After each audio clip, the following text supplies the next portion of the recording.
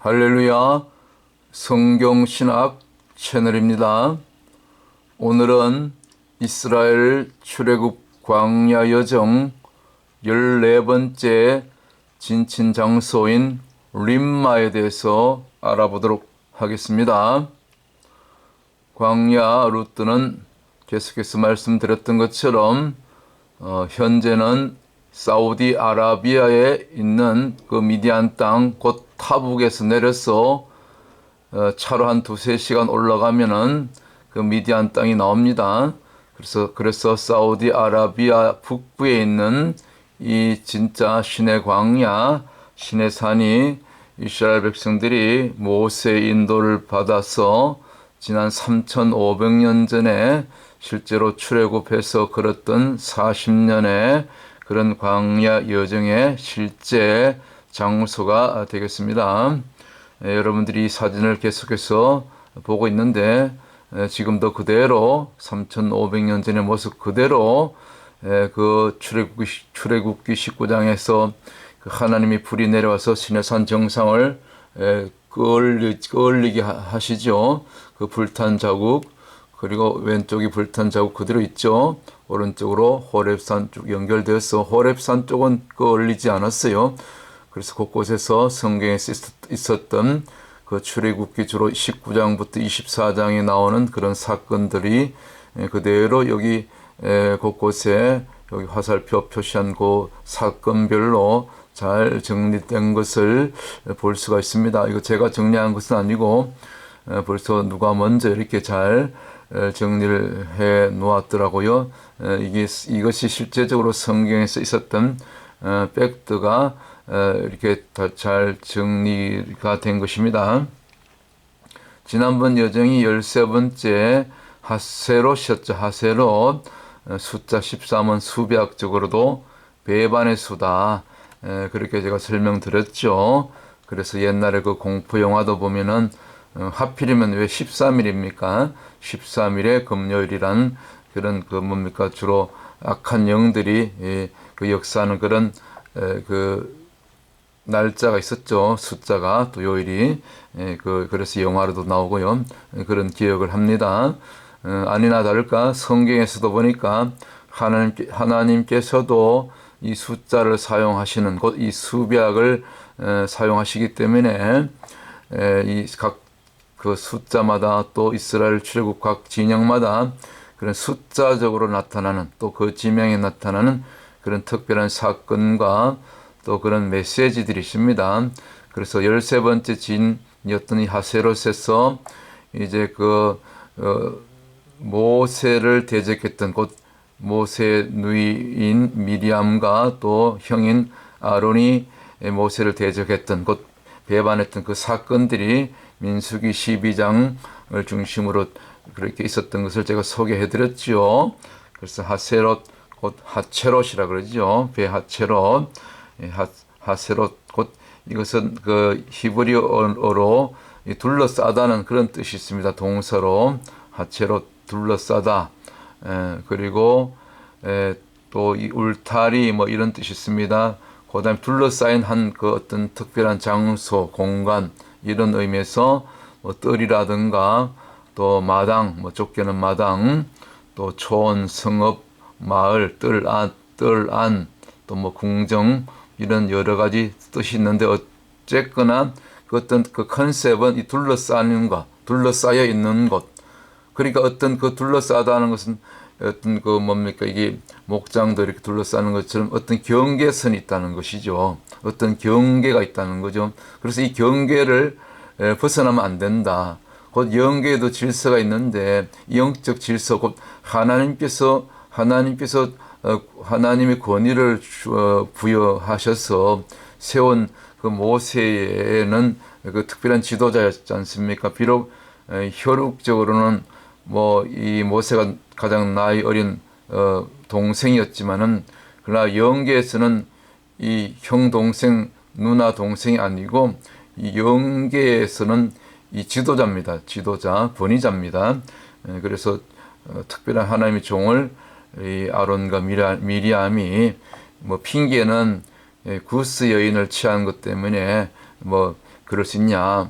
그러나 그것은 핑계였고 본질은 영적인 시기심, 곧 너만 선지자냐, 너만 지도자냐, 우리도 다 예언하고 우리도 선지자 중에 하나가 아니냐. 그러면서 모세를 시기한 사건이죠. 이 일을 하나님께서 기뻐하지 않으셔서 하나님께서 직접 이 세 사람에게 내려와서 심판하시죠. 그래서 하나님께서 심지어 진노하시고 결국은 주동자였던 미리암은 결국 문둥병이 들어서 진 밖에서 일주일 동안 그렇게 고생하는 일이 있게 되죠. 이런 일들이 지난번 13번째 진쳤던 장소였던 하세롯에 있었다. 아니 모세는 바로에게 심지어 신이 된다고 하나님께서 친히 말씀하셨고 또 바로가 아니라 모세는 하나님 앞에서 꼭 하나님께서 계시를 주실 때도 꿈으로나 환상으로보다 직접 얼굴로 대면해서 직접 하나님께서 대면해서 마치 친구처럼 그렇게 특별하게 대우하신 지도자가 모세이기 때문에 출애굽기 34장 10절 이하에 보면은 20절에 보면은 그 후에는 다시는 모세와 같은 선지자가 일어나지 않게 된다. 그러니까 선지자 중에 최고의 선지자가 지금까지 주님 오실 때까지 모세였다는 것입니다. 그런 모세를 대적했으니 그 주동자인 미리암이 그 뭡니까 문둥병에 걸려도 합당하죠. 아론은 주동자가 아니었기 때문에 야단만 맞고 그랬죠. 어쨌든 모세가 또 중보하게 되고요. 이런 일들이 있었던 사건 그 장소가 13번째 진이었던 하세롯이었다. 그러니까 수박이 맞죠. 숫자 13은 배반의 수다.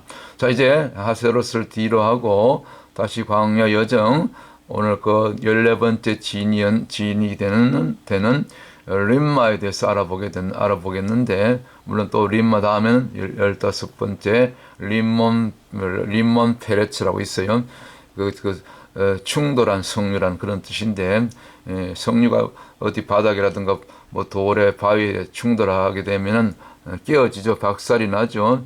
또 그런 뜻이 있어요. 림몬 페레츠는 또 림마 다음 15번째 순서에서 다루도록 하고요. 자, 그러면 오늘 하세롯 13번째 진을 출발해서 곧 14번째 진인 이제 림마로 출발하게 됩니다.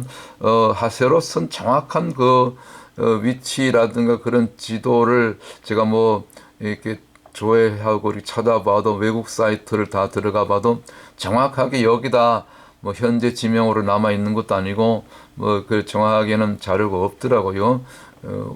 그래서 뭐 이렇게 뭐 사진도 찍고 뭐 여기가 하세롯이다 뭐 그런 일부 이런 자료들이 있는데 뭐 정확하다고는 볼 수가 없어요. 어쨌거나 우리가 뭐 어디가 하세롯이었다 그것보다는 중요한 것은 일찍이 아브라함에게 하나님께서 약속하셨던 이스라엘 백성들에게 약속의 땅으로 주셨던 그 젖과 꿀이 흐르는 땅 곧 가나안까지 가는 것이 중요한 거죠. 중간에 뭐 포기하고 중간에 뒤돌아서고 중간에 뭐 다 죽어버리고 망해버리면 안위감만 못하는 것 아닙니까? 우리가 가야 될 길은 이스라엘이 당시 가야 될 길은 목적지는 가나안이거든요. 모세조차 아론조차도 결국 거기는 못 들어갔잖아요. 물론 구원은 받았지만 자 그래서 우리는 약속을 바라보고 약속을 믿고 가는 것입니다. 약속은 어디 있습니까? 말씀이죠. 성경 66권 과거나 지금이나 자 그래서 약속을 믿고 또 이제 하세롯을 떠나서 정확하게 하세롯이 어디가 중요한 것 이런 것은 사실은 비본질적인 것이죠. 우리는 본질을 지금 쫓아서 가고 있는데 다만 지금 가고 있는 방향이 제가 전체 이 뭡니까 출애굽 여정에 이제 그 여정 지금 이제 14번째 진을 향하여 림마를 향하여 이제 가고 있는 것을 이렇게 좀 자료를 조사해서 공부해 보니까 이 방향이 지금 그 시나이 반도가 아니라 그 지금 사우디아라비아 북부 그 타북 지역 곧 미디안 땅 시내 광야 곧 시내 산이 있었던 호렙산 산 아랫자락에서 그쪽에서 출발해가지고 시내 광야 쪽에서 출발해서 하세롯이라든가 림마는 계속해서 상당히 먼 거리인 이 북서쪽으로 지금 올라가고 있는 북쪽으로 지금 올라가고 있는 그런 어떤 그 행진의 구도를 이렇게 유추해서 볼 수가 있겠더라고요. 여기는 뭐 인공위성 구글 지도 같은데 이쪽에 이제 그 여기 아카바가 아니고 여기 홍해 그 바다 건넜던 곳이고 이쯤에서 이쪽에 지금 시내산이 있는 곳이 아닙니까? 호렙산 그리고 시내 광야를 해서 이게 뭐 여기 이제 홍해 바다 건너서 붉은 그 선이 보이죠? 붉은 선 따라서 뭐 마라 에돔이 아니라 그 엘림 그다음 홍해가에서 신광야 거쳐서 쭉 올라오지 않습니까? 그래서 르비딤 갔다가 다시 시내산 왔다가 시내광야 거쳐서 하세로 거쳐서 이제 여기 신광야에서 출발해 가지고 쭉 올라가는 것 같아요. 그 저기 자료들 좀 참고해서 보니까 하세롯이 이 그 오아시스가 꽤 있었고 종려나무도 꽤 많았다 그래요. 그런데 그래서 이 하세롯은 상당히 멀리 거의 뭡니까 저기 보통 그 이스라엘의 그 10명의 정탐꾼이 반역했던 부정적인 보고를 했던 이 가데스 바네아 거의 인근까지 올라온 거예요. 그러니까 상당히 멀리 온 것이죠. 여기 지도가 하나 보이는데 이거는 잘못된 루트입니다. 과거에 이 사우디아라비아에 있는 시내 광야, 시내산이 이제 그 발견되기 전에 옛날은 저 시나이 반도 지금은 이집트에 속한 땅이죠. 여기 이제 이집트 시나이 반도 제일 남단 여기가 이제 시내산이라고 믿고 있었는데 저도 뭐 신학대학원 가기 전에 1993년도에 여기를 미리 갔다 왔는데 그때는 속았죠. 몰랐죠. 근데 그때 갔을 때도 좀 아무래도 그 미심쩍었어요. 아니 이스라엘 백성들이 200만이 머물 만한 그런 그 시내산 밑에 그런 장소가 없고 온통 주변에 바위산 그 산이었죠. 바위산.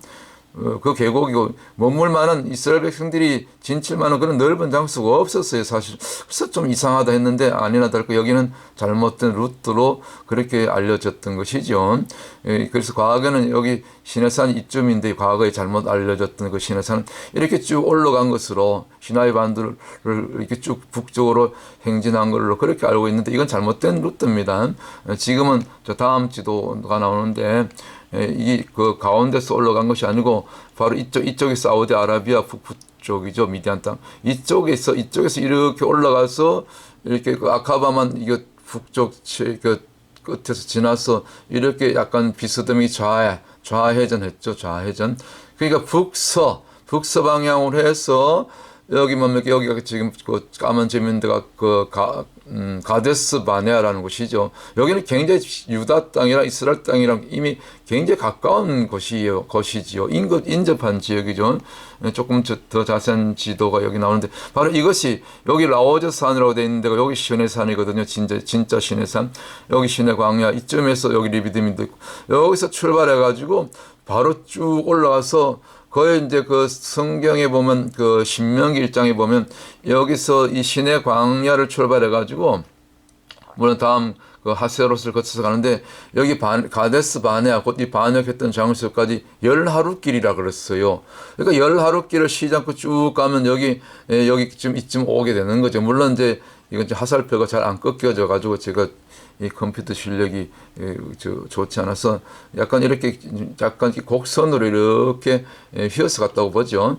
이렇게 여기 에시온 게벨 그리고 여기 홍해 끝쪽에서 조금 지나서 이렇게 여기 림나 있죠. 림나라고 써 있죠. 여기 에일라도 있고 뭐 이렇게 해서 지름길로 해서 이거는 좀 잘못된 제가 방향만 알려드린 것입니다. 그러니까 북서쪽으로 갔는데 이렇게 이제 비스듬하게 꺾어서 이렇게 가데스 바네아로 이렇게 쭉 가면은 약간 비스듬하게 북서 방향으로 해서 이렇게 그려서 가면은 여기 가데스 바네아가 도착되는 거죠.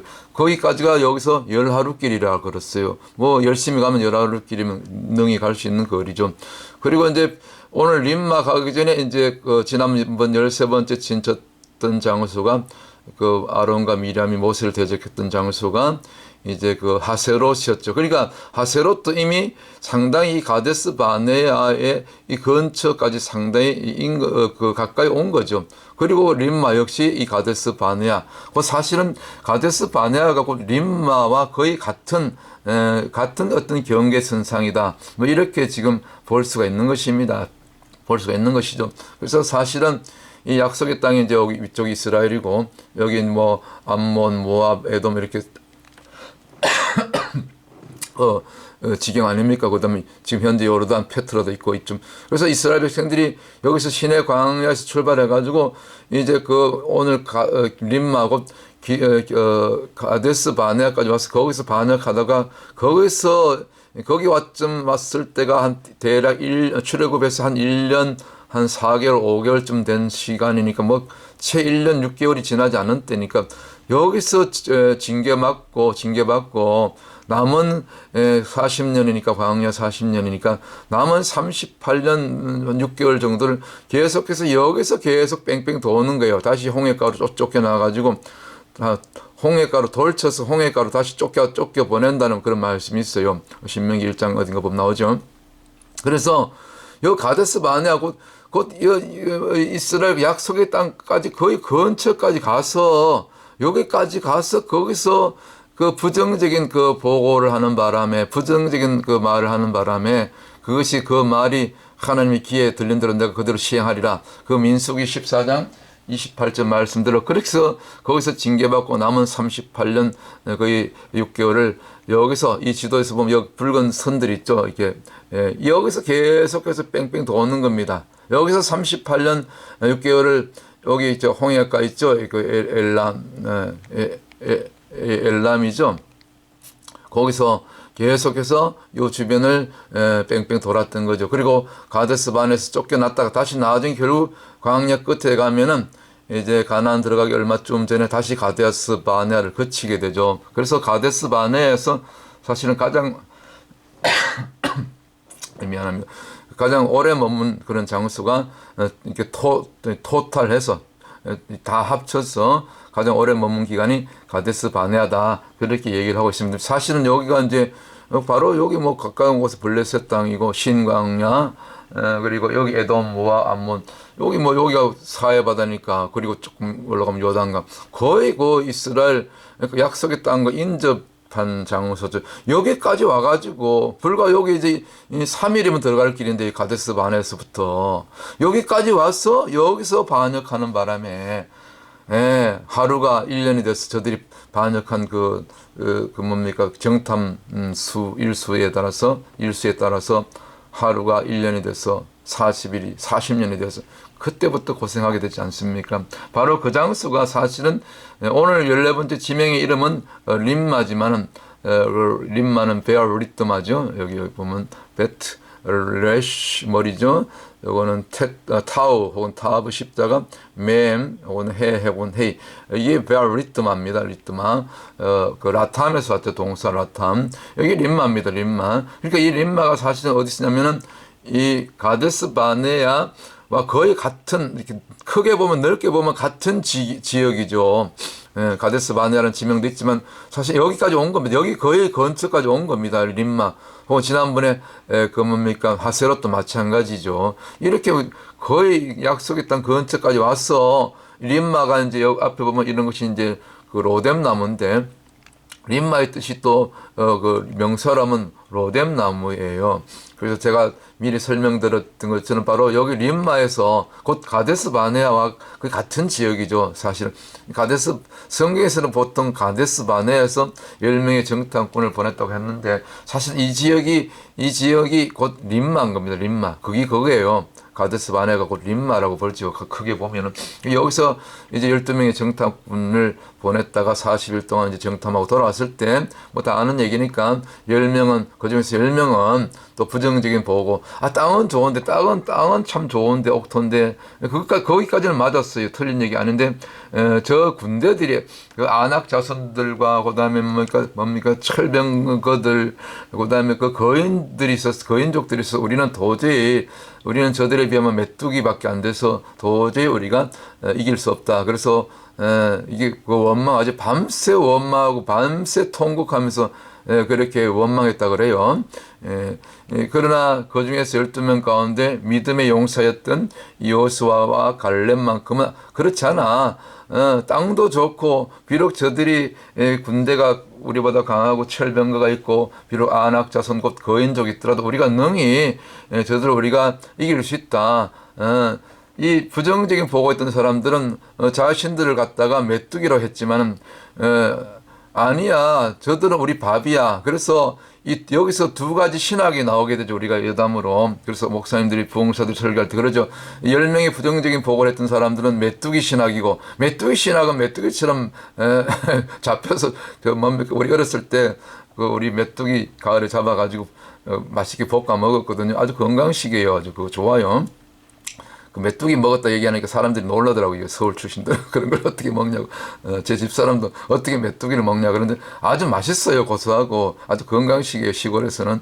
어쨌거나 우리 메뚜기 신학 안 되길 바랍니다. 우리 여호수아와 갈렙처럼 밥의 신학. 저들은 우리 밥이야.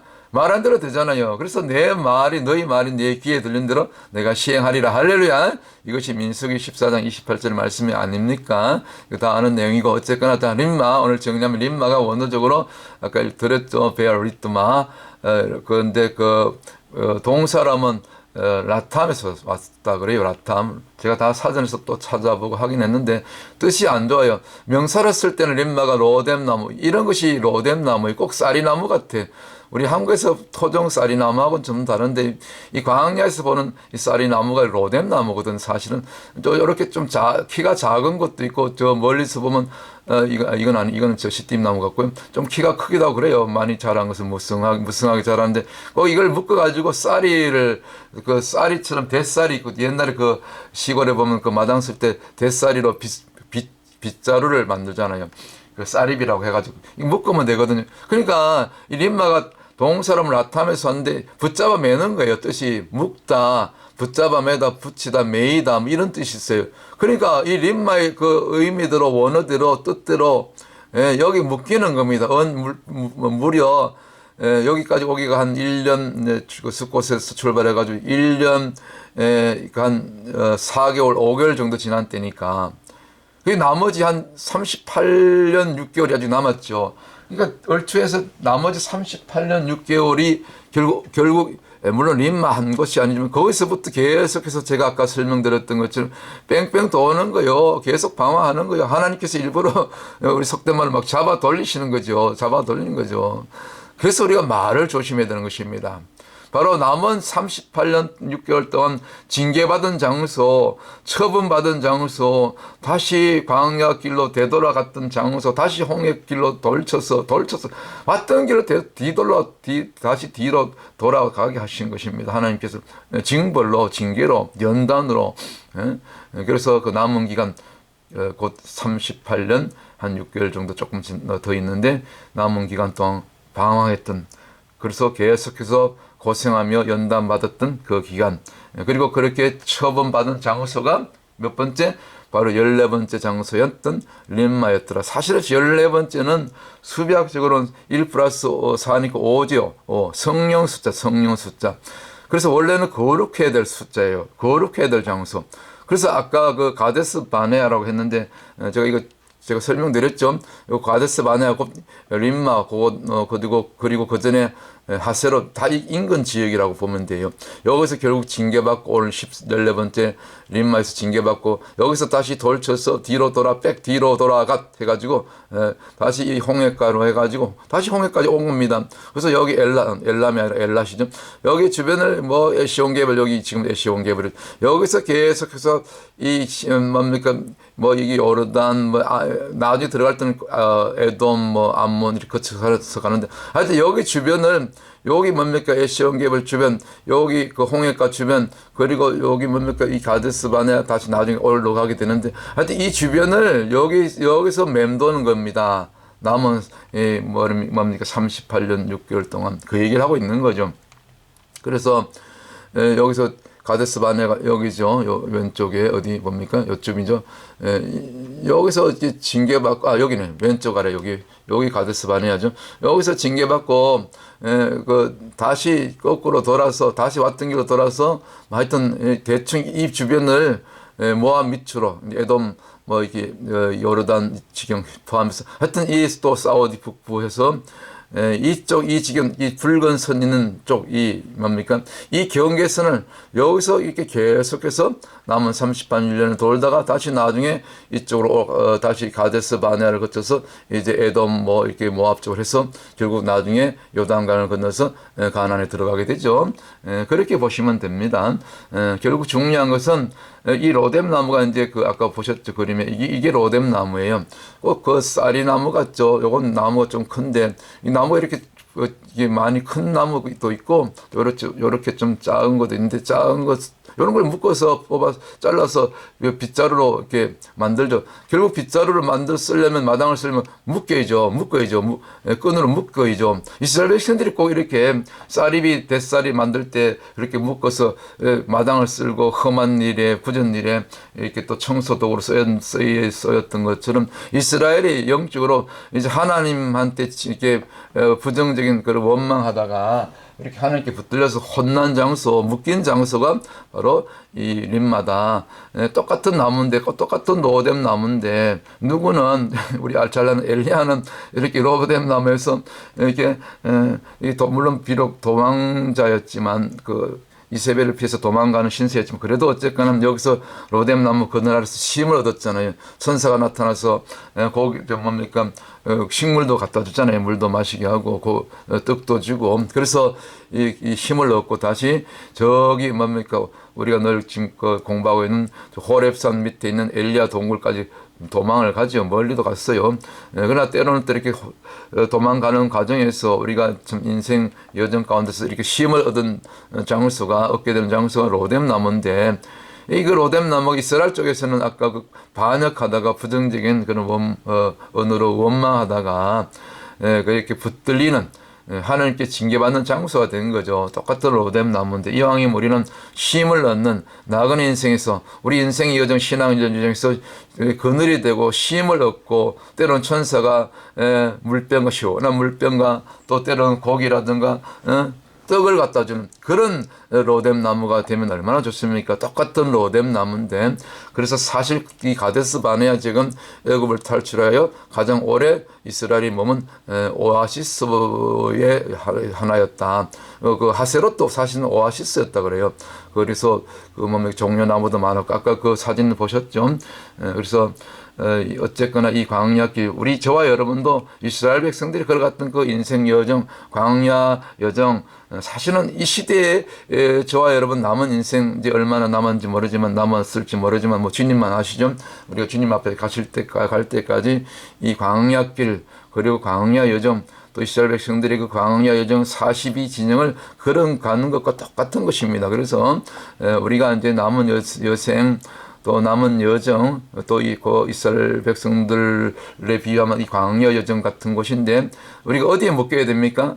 하나님께서 잘못해서 원망하다가 불평하다가 대적하다가 그렇게 대살이 곧 림마에서 라탐에 묶여서 그렇게 혼나지 말고, 돌아가지 말고, 지체하지 말고, 금방 3일이면 들어갈 걸, 길어야 열하루만 들어갈 길을 갖다가 남은 38년 6개월 동안 그렇게 헤매다가 고생 바가지 하다가 그렇게 가지 말고, 이왕이면 잘 믿고 열심히 주의 일 하다가 날마다 주와 복음을 위해서 가난 하나님께서 가장 기뻐하시는 전도와 선교를 해서 이렇게 주 6일 할 수만 있다면 주 7데이 저희 광야교회처럼 저는 그렇게 하고 있어요. 여러분들 다 그렇게 할 수 없겠지만 여러분 마음이라도 적어도 일주일에 하루 이틀 나와서 전도하시다가 하나님이 가장 기뻐하시는 영혼 구원하시다가 그렇게 해서 이 가데스 바네아는 원래 뜻이 가데스가 카도시거든요. 카도시 원래 카도시는 거룩이에요. 거룩한 거룩. 바네아는 이제 바네아는 장소고 그러니까 바네아에 있는 성소란 뜻이에요. 거룩해야 될 장소에서 그들이 입술로 원망했잖아요. 그러니까 반역했잖아요. 그러다가 저렇게 징계받은 거죠. 림마에서. 원래 14진이니까 1+4니까 수비하고 그러면 5니까 합5. 5는 50일 또 성령을 상징하잖아요. 오순절. 성령을 상징하는 거예요. 거룩을 상징하는 거예요. 말씀을 상징하는 거예요. 우리가 말씀의 날마다 매여 살면요. 말씀과 기도로 모든 것이 거룩해지고 반드시 주의 뜻을 이루는 마지막 때 하나님께서 가장 기뻐하시고 하늘의 별처럼 빛나게 되는 다니엘서 12장 3절의 말씀을 이루는 그는 전도자로 선교의 주역들로 우리 쓰임 받다가 죽는 날까지 은퇴가 됐습니까? 특별히 목회자들은 은퇴가 없습니다. 저는 그렇게 선언해 줍니다. 죽는 날까지 우리 복음 전하다가 선교하다가 영혼 구원하다가 이렇게 주님 앞에 가십시다. 할렐루야. 오늘 14번째 진 림마에 대해서 함께 알아봤습니다. 샬롬.